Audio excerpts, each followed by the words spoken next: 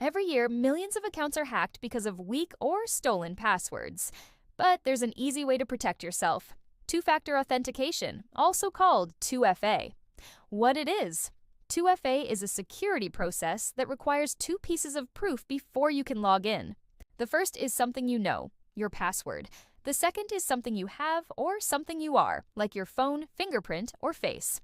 Why passwords aren't enough these days? Passwords can be guessed, stolen in data leaks, or phished. Hackers buy and sell them every day.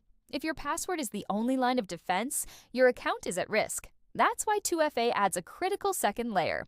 Common types of 2FA you may have already tried. Here are the most common methods. SMS codes, a one-time code sent to your phone. Authenticator apps, like Google Authenticator or Authy, which generate rotating codes. Push notifications, a prompt you approve on your phone. Biometrics, fingerprint or face unlock. Security keys, physical devices like YubiKeys for the highest protection. Here's a possible real-world example. Let's say someone steals your email password. Without 2FA, they're in.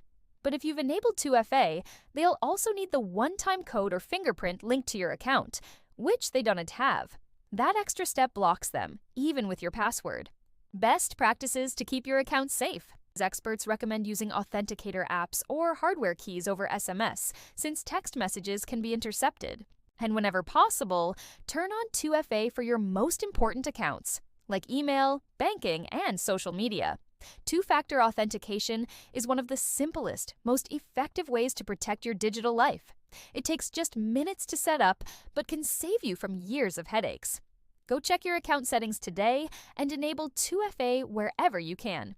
And don't forget to subscribe and turn on notifications for more clear, simple tech tips every week.